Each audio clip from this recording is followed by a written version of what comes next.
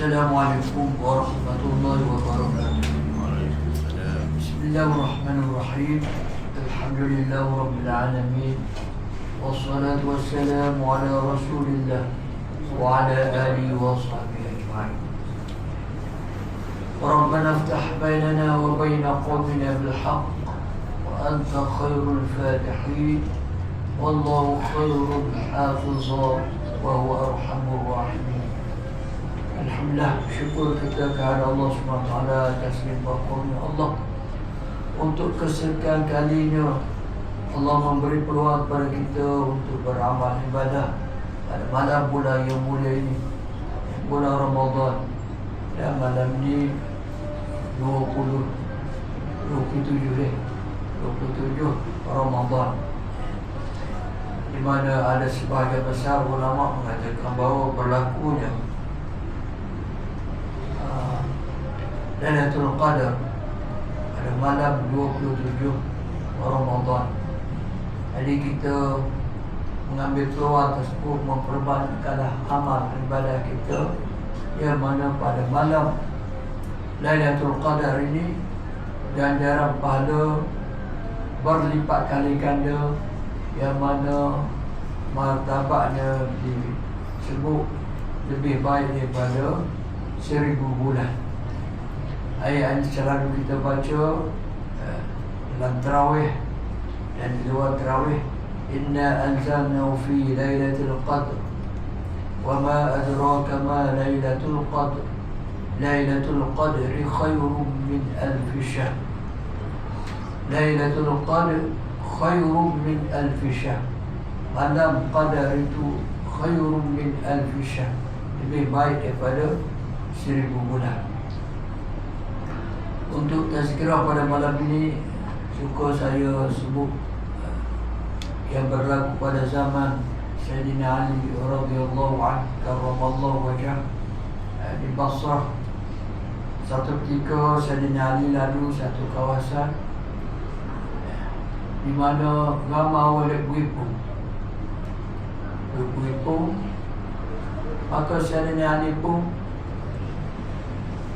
rasa ingin tahu orang ni berhimpun pasal apa.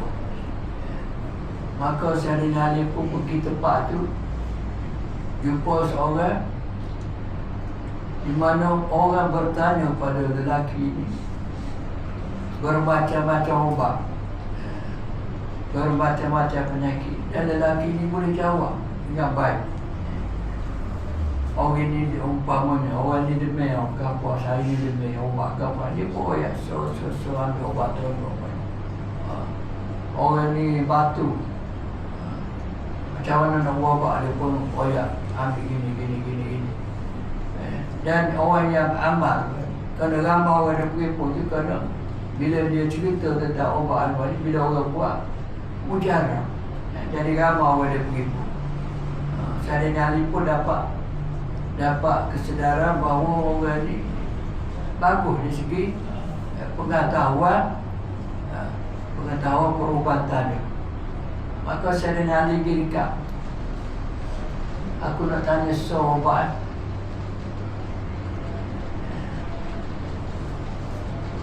obat ke apa? Obat penyakit dosa. Sayyidina Ali tanya, dia tidak tanya fizikal ni tak. Dia tertanya sakit orak ke, sakit batuk ke, demam ke, semua ke. Dia tanya apa obat sakit dosa, jenis penyakit juga. Sayyidina Ali kata dosa-dosa ni jenis penyakit, orang mengenai buat dosa. Maka pemuda itu jawab, Sayyidina Ali tertarik dengan jawapan dia. Maka Sayyidina Ali kata, saya bawa orang ni bukan sahaja pakar dalam perubatan fizikal, tapi dia juga pakar dalam memberi ubat untuk penyakit orang tak apa nak jaga. Penyakit dia berkata orang tak apa nak jaga. Orang dia bicara biasanya penyakit fizikal. Waktu kita bicara Kalau kita batuk, kita selain cari obat. Sakit mata, cari obat mata. Kita susah payah. Tapi kalau berlaku pada diri kita penyakit, syukur buat dosa. Penyakit juga, aku obat dia.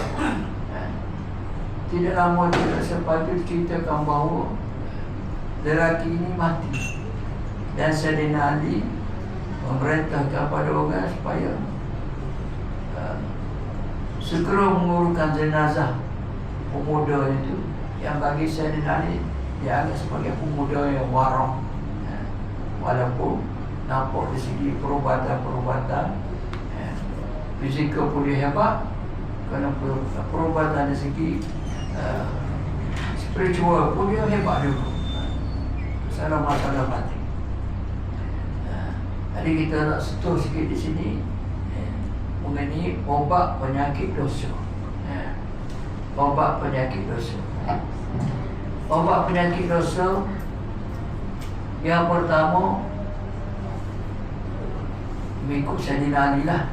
Yang pertama, niat ikhlas semata-mata kerana Allah. Buat sesuatu kena niat ikhlas pada Allah SWT.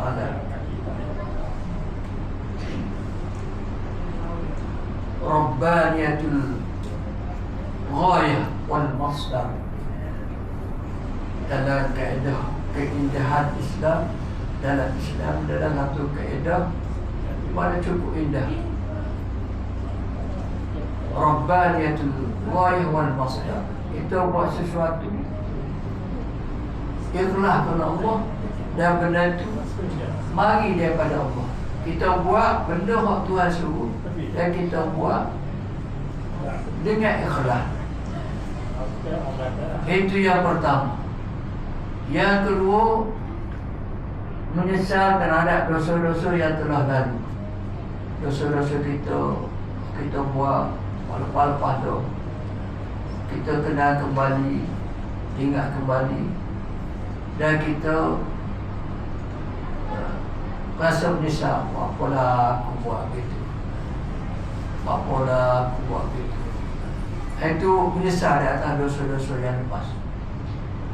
Yang ketiga, berazam tidak akan mengulangi dosa-dosa itu.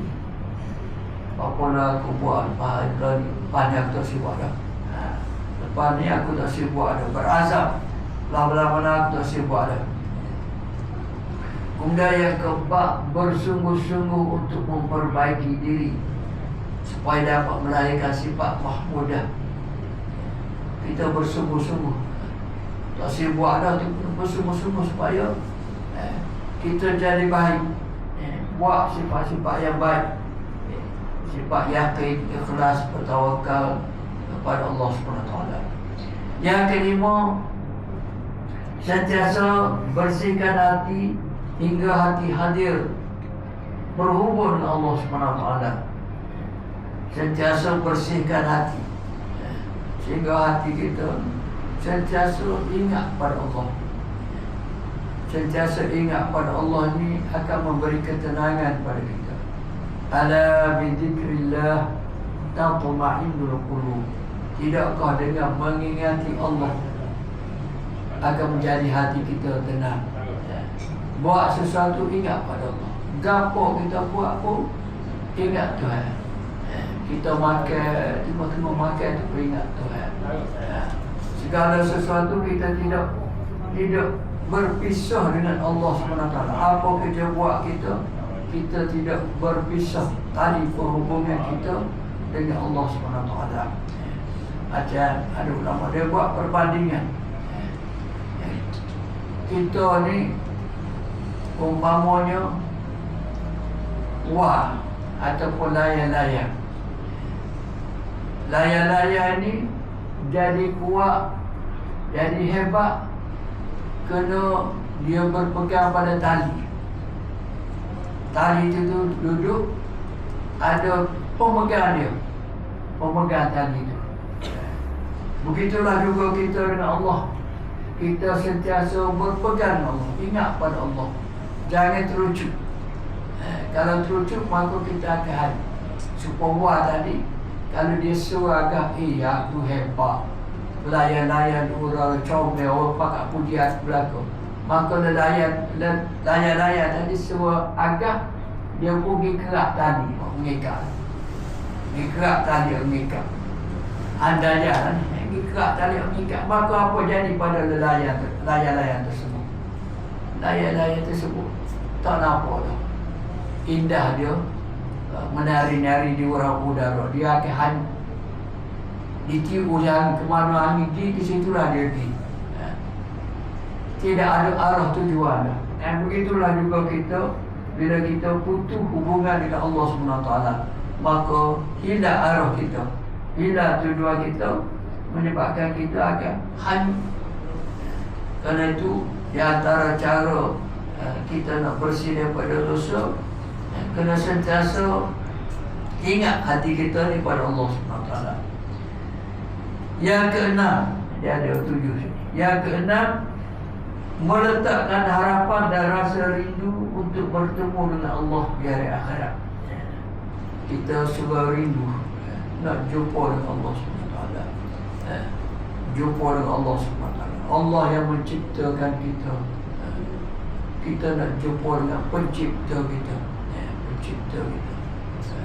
Macam kita tengok buku, buku kita baca sebuah buku, Allah comelnya buku ni, hebatnya tulisan dia, buah fikiran dia dalam buku ni, Allah hebat.